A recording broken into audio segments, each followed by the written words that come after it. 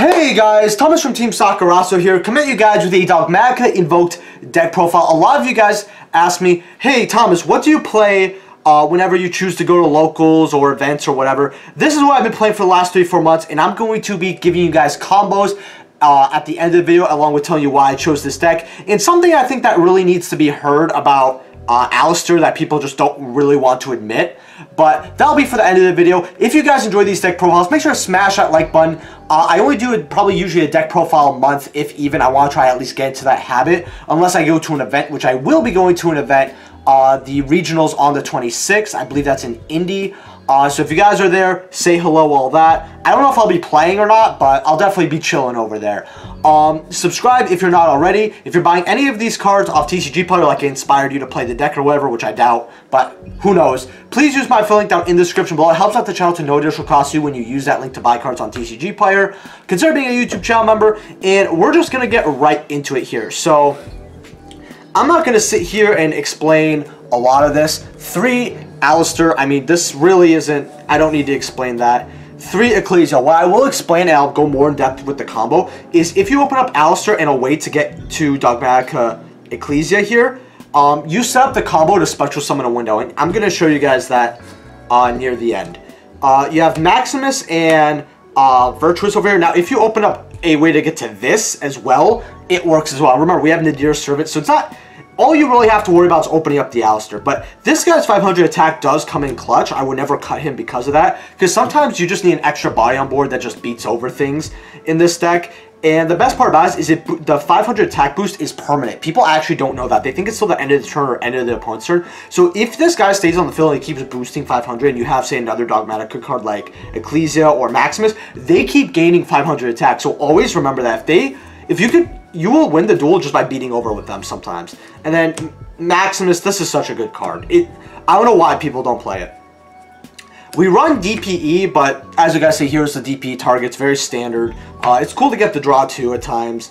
Now for hand traps, we run the 3 Nibiru here. I mean, Nibiru's so good, especially against Dragon Link right now. I sided out from Eldritch, which is also a meta contender right now. It's not bad against Flunderies as well. Sword Soul, if you nib at the right time, could be good as well. I don't really need to explain Nibiru.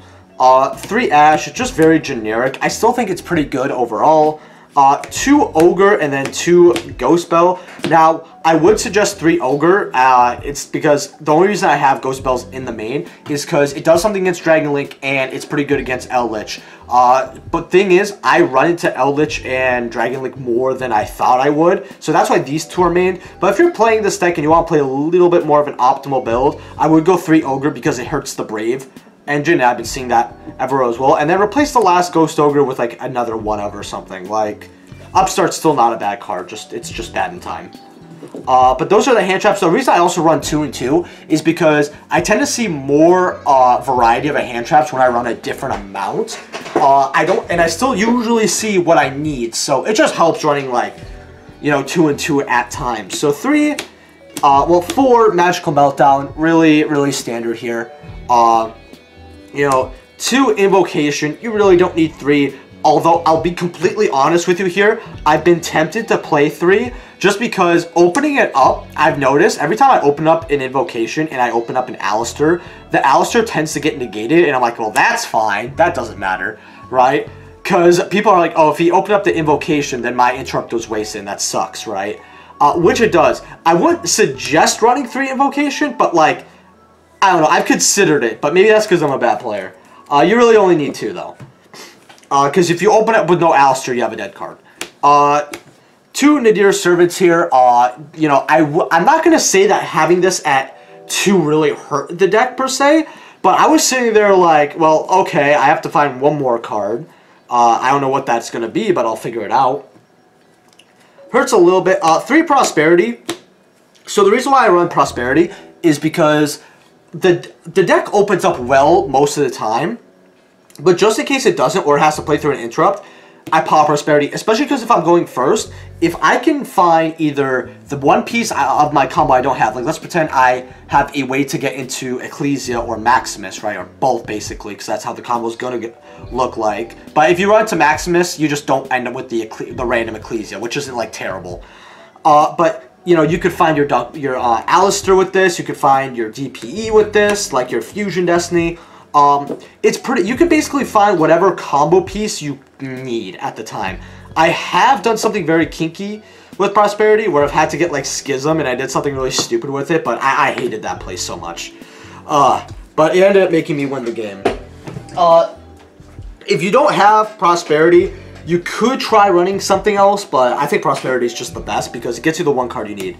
Then we have Call by Grave and Feather Duster. Feather Duster just hits everything. We have 3 skill drain. I really don't need to explain this. I'll explain how I have more in the sideboard, but as a one-of, I just like having it. It does so much. And then Call by Grave, you know, basically you play through the hand trap, or you banish the Golden Lord, or you banish... I don't know. I think that Call by Grave, like having the one banish, I think to myself, I'd love to have more Call by Graves. 3 Imperm. The reason I run this is because when I'm faced like either Dragon Link or really anything here, Sword Soul, I have to like Imperm something to play out of it. And sometimes it's like, well, I can play through every interrupt because I know exactly what to do. But this Imperm is going to solve that issue, because if you Imperm them, well, I mean, if they waste another negate on it, that's whatever. You trade 1 for 1 there, but it's pretty good overall. You can also just stop your opponent. Like I've Impermed and they've had to like just pass on like one vanilla, like essentially a vanilla monster, and I was like, okay.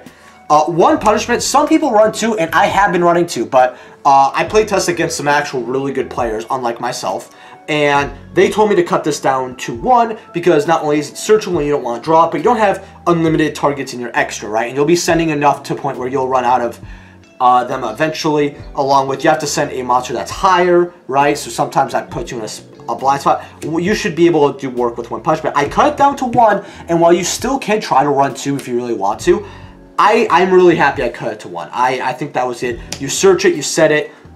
You know, basically it's 2 pops because you pop a monster on the field, and then, you know, you are able to pop any face up, which includes a floodgate. So I tend to hold on to this more, if anything, especially because my opponent tries hard to like out it. So like, I want to make sure if I have to use this, I really have to.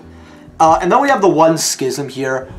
You're able to search this with maximum. I'm going to explain the combo in a bit, but this gets you a window essentially, and then it's kind of useless. Although, I will say if you do end up having to sack your Shaddolls, because sometimes if you can't do the combo turn 1, it's not worth it. I will say that. So if you have to like banish or send, you know, your Shaddol cards eventually, what I would actually do sometimes is I would send it Opclone for the discard, get this, and when I make Mechaba and all that, and I'm facing like say Eldritch or something like a trap heavy, I could literally have this for evenly as well. I've had searched this for evenly and just kept in my hand, but usually it's just better to activate and just assume they don't have evenly. But round 2 I knew he had evenly, I just kept it in, and he just forced it out, which I was like, that's fine. Oh, for the extra, let me go through the extra first before the sideboard. So I will say this, the extra deck is extremely tight, right? Like, you know, this is the tightest version of an extra deck you will ever find. 2 Mechaba, you can't run more, you can't run less. I actually wouldn't mind running 3. I would love to run 3, but alas, not enough room. Purgatrio, this card's great because, first of all, it gains attacks so you beat over everything, but it does piercing. And what's really funny is we live in a format where people put 0 defense monsters in defense position. Maybe off Orudon, maybe off, you know, the Brave Engine, whatever, right? And it's just super hilarious to me because they're like, oh, it's like you're attacking directly. I'm like, basically, and I get to attack again. It's just, plus it's another target. You play the 1 Augustus. Now, this is really good because when you send a target like Intis, which you guys are going to see or whatever, you could actually make this. And this card's really good because it just continuously pops stuff. It could be big, it could be anything, right? This is such, I'm so happy they gave Invoke this card. This makes the deck a lot better, and it's way easier to make in a Dogmatika build than the normal build, because you're like, well, I have to banish my Mechaba, that's kind of going to suck. You guys get the point. Mirage and Secure Gardener here. This is just, you know, a normal Alistair. If you want to have 1 more room in the extra and 1 more in the main, what you can do, but I don't suggest, is you can technically cut the Purgatrio, unless you think you're going to play against like a fire deck or whatever. You can still play the Purgatrio or whatever, but if you need an extra room in your extra deck, you could cut the Mirage and the Secure Gardener and put Magus the Moon Maiden if you're really struggling, but you should be okay. 2 Intis. I was running 3, and I actually would love to run 3 of this card, but the X room's tight, and I've made do with 2 pops. Like, sometimes you can't have everything. Omega. So this shuffles a card back into the graveyard, and what's really good about this is you could do this with their DPE. And I use this to out DPE. I use it to out whatever's problematic, essentially.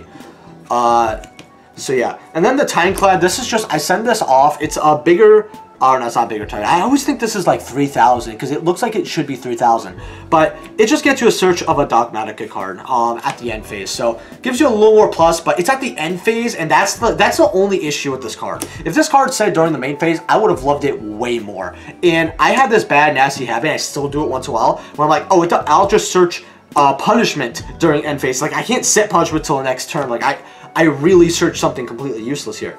Then you have the Op Clone, the Construct, and the Window. We're going to get to the combo again at the end of this video. Then we have the Verte and the DPE to round it off. The DPE really helps, but this is absolutely broken. Sorry about the ringing in the background, by the way, guys. Some people like to wake up late. 3 Dark Ruler No More on the side. This was droplets, but the issue is people keep offering me almost full retail for droplets. And I'm not siding, I wasn't siding my droplets much at all.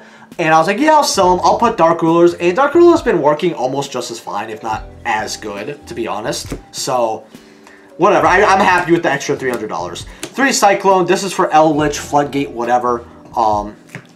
You know, 3 Lancia. This card is so good, this format. Against, you know, Sword Soul, it's good. It's pretty decent. It's okay against Dragon Link. I wouldn't necessarily want it against Dragon Link, but I could do a few things. It's amazing against Lich, right? If I run it into Alistair himself, this kills the Alistair.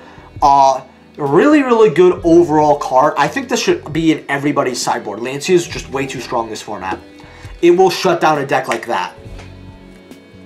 2 Droll, we're not really seeing Tri-Brigade, but just in case I need it for something, I have the 2 Droll here. Why it's 2 and not 3?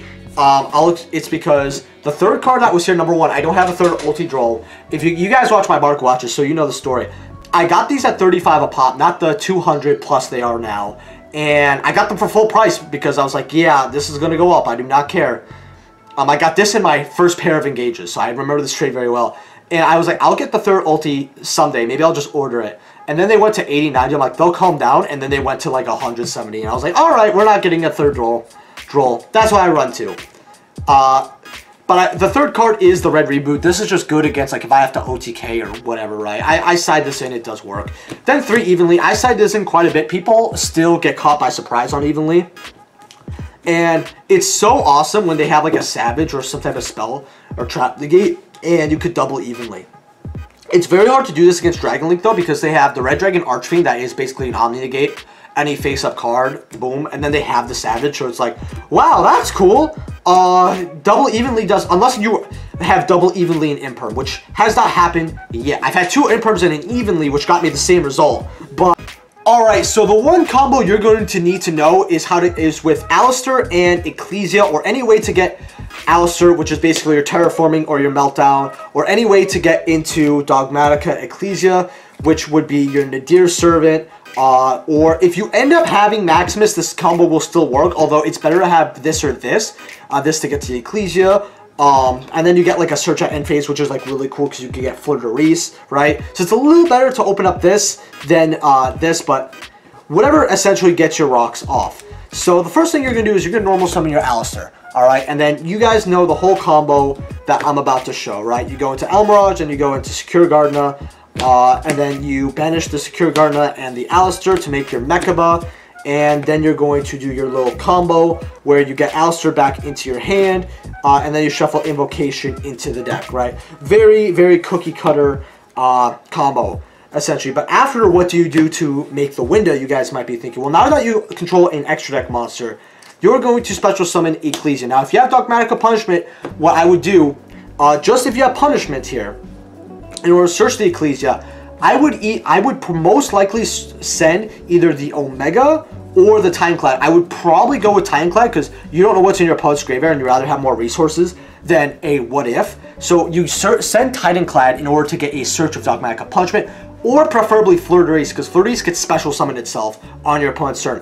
But again, that's only if you're able to do it with Nadir Servant and send one of these two. If you just open up Ecclesia, well, is what it is. So you special Ecclesia, and then you search specifically Maximus here.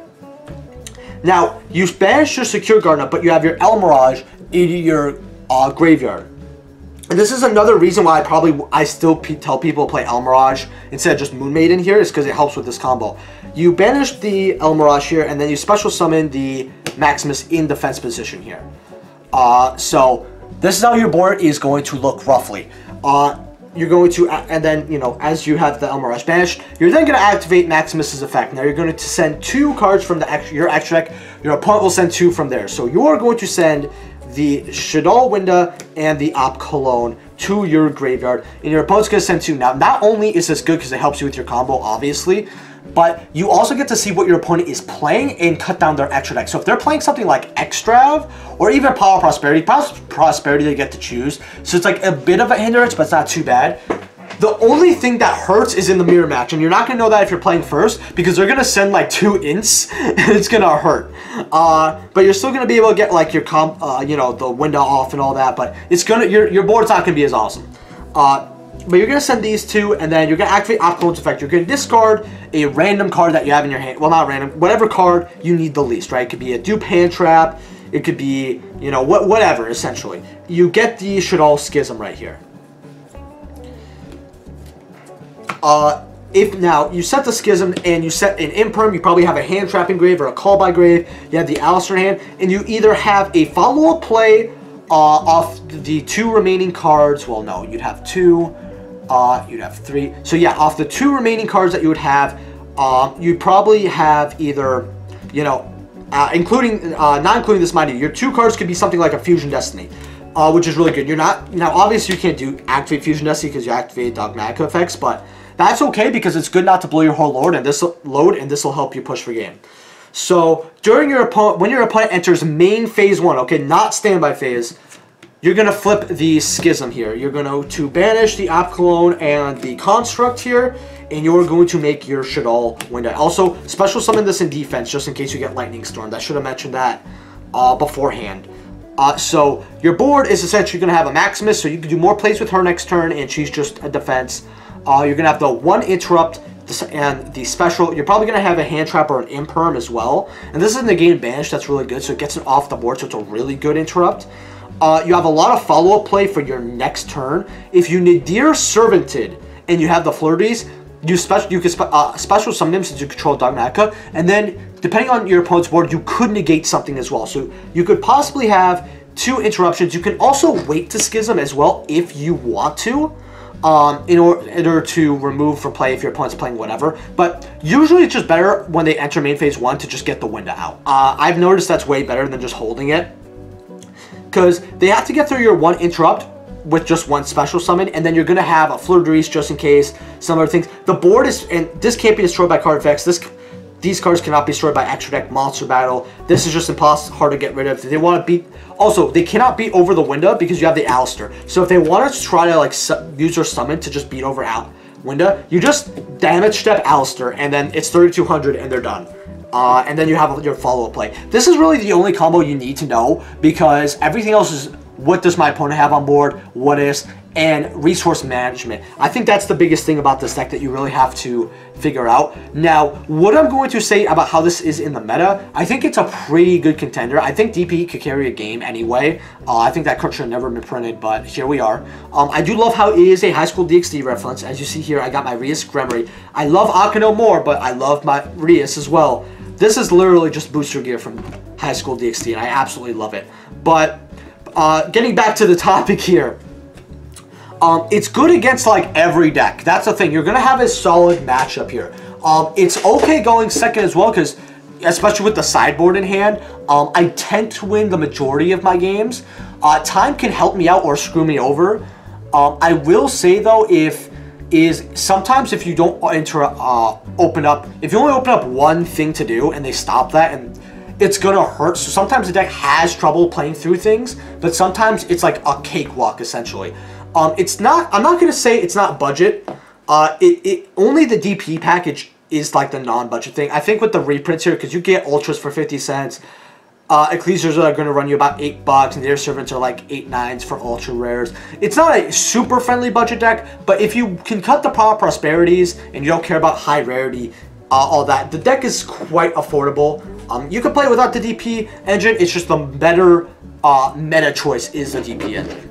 But you can still, again, you can still make this combo without DP, so you're good. My last thing I want to say is I want to talk about this guy, because a lot of people want to have him banned, or they want the engine, like, hit or whatever. And I don't really care if the engine gets hit or not. The issue is the engine's not broken, right? It's, you stop Alistair with any hand trap. Like, this is affected by almost every single hand trap besides, like, Ogre. What's your opponent gonna, what are you supposed to do with this? You know, oh, you ashed the Meltdown. Like, if you want to limit Meltdown to, like, stop the consistency a little bit, and Meltdown, the no response kind of sucks, sure, go for it. Which Meltdown also helps with your DP, so remember that, you know, they can't respond and all that. But it's just annoying. Alistair's just annoying. He's not broken. If you think Alistair's broken, I really don't know what to tell you. That's all I have to say. Leave a like if you guys enjoyed, and subscribe. Let me know what you thought about this deck profile in the comment section below. I will see you guys probably with more deck profiles on maybe the 27th or the 28th of March, because I will be trying to get as many top deck profiles then as possible. So, like, I'll upload all of them, mind you, by the way, that day, most likely. And usually I always like doing that. I always love doing news coverage, and I find topping decks at news coverage. So I remember when when the only deck profiles I used to do were at top events. That happened about 2 times, and I really like doing it that way. But I'll see you guys in the next one. Peace.